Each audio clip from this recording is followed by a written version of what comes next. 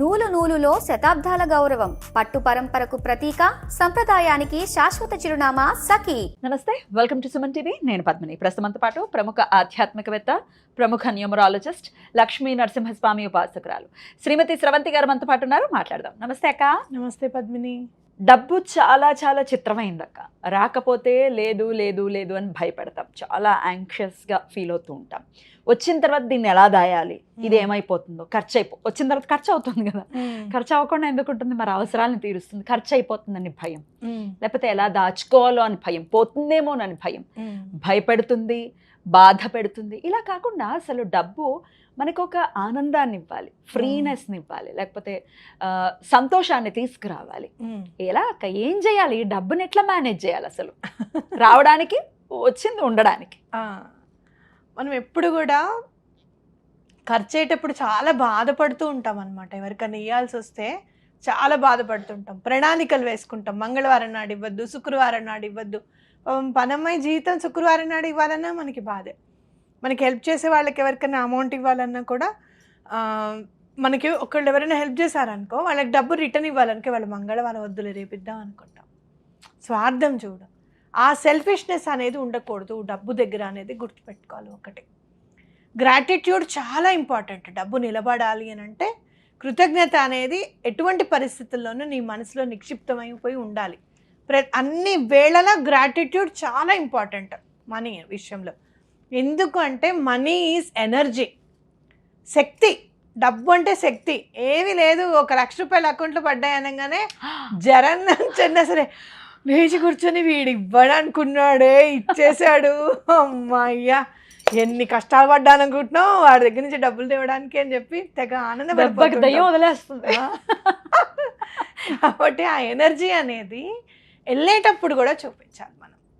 జనరల్గా నేను ఎప్పుడు మా పిల్లలతో అంటూ ఉంటాను, ఫోన్పేలు చేస్తుంటే టెడెడిన్ టెడెడిన్ టెడెడిన్ అని ఎవడో ఫోన్పే వాళ్ళు లేకపోతే జీపే వాళ్ళ స్పాన్సర్ చేస్తున్నట్టు ఇస్తున్నానే డబ్బులు నేను అంటూ ఉంటాను అనమాట. అంటే వెళ్ళేటప్పుడు మనం ఎప్పుడు ఒకంత బాధ అనేది మనకి మనసులో ఉంటుంది. మీకే కాదు, నాకు కూడా ఉంటుంది. అయితే నేను చూసింది ఏంటి అని అంటే, నేను చదివిన తర్వాత నేను దాన్ని ఇంప్లిమెంట్ చేశాను. ఇంప్లిమెంట్ చేసిన తర్వాత నుంచి బావగారికి ఒంట్లో బాగుండదు, ఇప్పుడు డబ్బులు అవసరము అనుకున్న ఫేజ్ స్టార్ట్ అయింది. ఆయన వెళ్ళిపోయేదాకా ఎక్కడ అప్పు అనేది లేకుండా, ఈ రోజున ఎవరు కూడా ఇంటికి వచ్చి శ్రవంతి ఎప్పుడు ఇస్తామని అడగకుండా నాకు హెల్ప్ చేసింది అని చెప్పచ్చు. అందుకే ఈ విషయం చెప్దాం పద్మిని, ఏం చేద్దాం అక్క అని అంటే అరిగాటో టెక్నిక్ చేద్దాం పద్మిని అని చెప్పింది. అరిగాటో అంటే అరిగాటో అంటే జాపనీస్లో థ్యాంక్ యూ. Thank you. అయితే మరి మనం థ్యాంక్ యూ మనీ అని అనొచ్చా, అరిగాటో మనీ అని అనొచ్చా అని అంటే నేను అరిగాటో మనీ అనే అనమంటాను. ఎందుకంటే ఏ భాషలో అయితే ఆ టెక్నిక్ని కనుక్కున్నారో ఆ భాషకి సంబంధించిన పదం వాడడం కూడా గ్రాటిట్యూడ్ని చూపిస్తుంది. అవునా కాదా? కాబట్టి ఇది మనకి ఎవరు నేర్పించారు, అసలు ఇది ఎవరు కనుక్కున్నారు అని అంటే కెన్ హోండా అనే ఆయన కనుక్కున్నాడు. నేర్చుకుని ఎవరి దగ్గర నేర్చుకున్నాడు అంటే వాహి టకడా అనే ఆయన దగ్గర నేర్చుకున్నారు.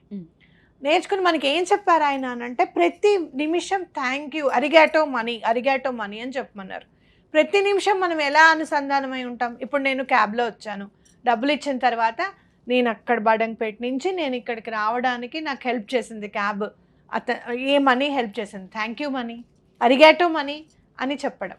అలాగే నేను కూరలు కొనుక్కున్నాను, కొత్తిమీర కట్ట కొనుక్కున్నాను, ఏదన్నా కానివ్వు, ఇంటికి ఒక వస్తువు తీసుకురావడానికి ఈ మనీ హెల్ప్ చేసింది అని చెప్పి అరిగాటో మనీ అని చెప్పడం స్టార్ట్ చేయండి. ఆటోమేటిక్గా ప్రశాంతత అనేది మీ మైండ్లోకి వచ్చేస్తుంది. పిచ్చి ఖర్చులు అనేవి అవ్వకుండా ఉంటాయి, అస్సలు అవ్వవు పిచ్చి ఖర్చులు.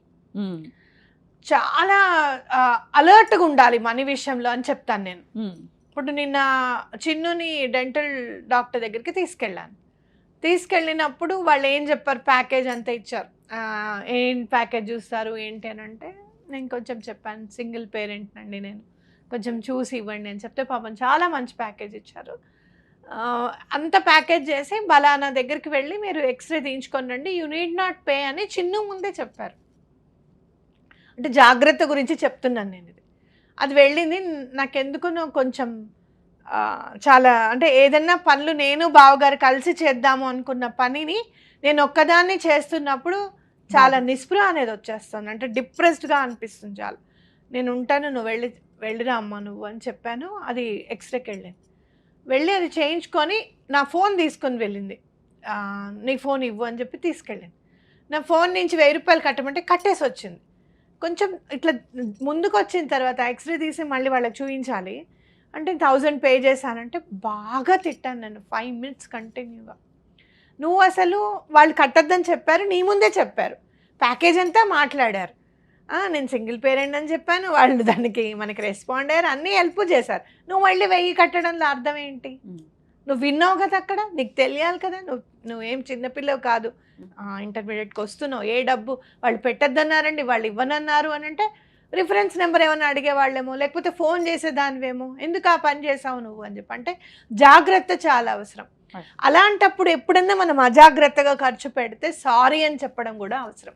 ఈ విషయం నేను ఎందుకు చెప్తున్నానంటే నేను అప్పుడు వెంటనే సారీ అని చెప్పడము, మేము మళ్ళీ ఎక్స్రేకి వెళ్ళిన తర్వాత ఇలా చేసిందండి మా పాప అంటే డాక్టర్ గారు వెంటనే ఆ ఎక్స్రే అతనికి కాల్ చేసి నీకు రిఫరెన్స్ కోడ్ ఇస్తాను, వాళ్ళ మనీ వాళ్ళకి మీరు మళ్ళీ వెంటనే ఫోన్పే చేసేయండి అని చెప్పారు.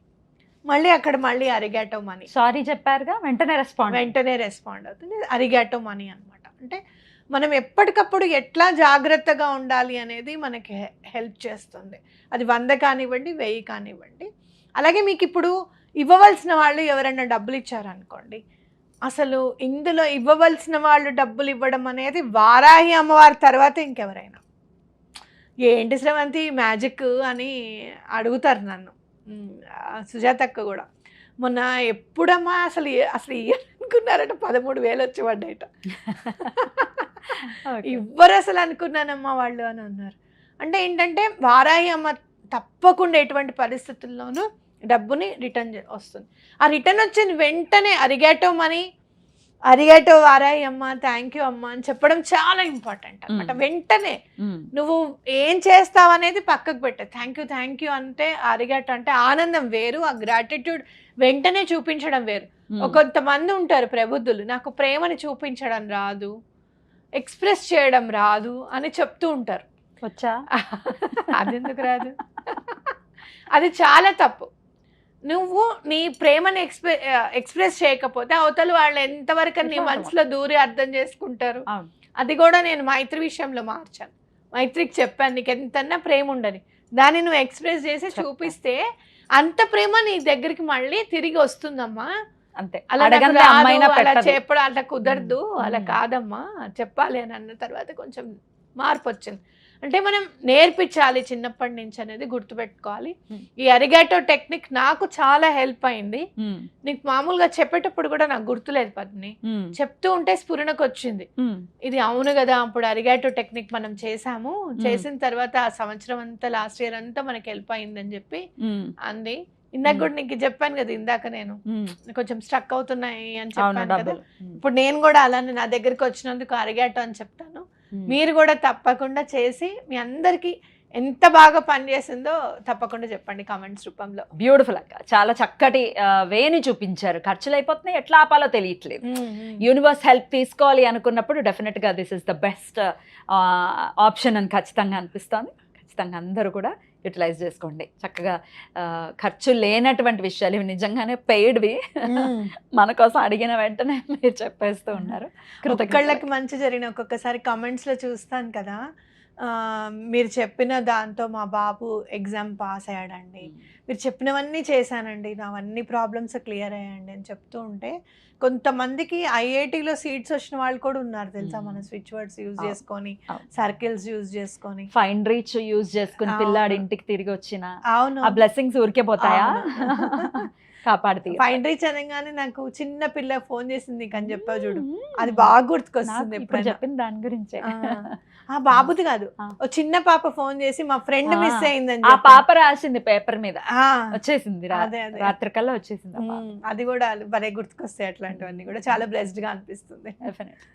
థ్యాంక్ యూ సో మచ్ అక్క. నమస్తే. అరిగాటో.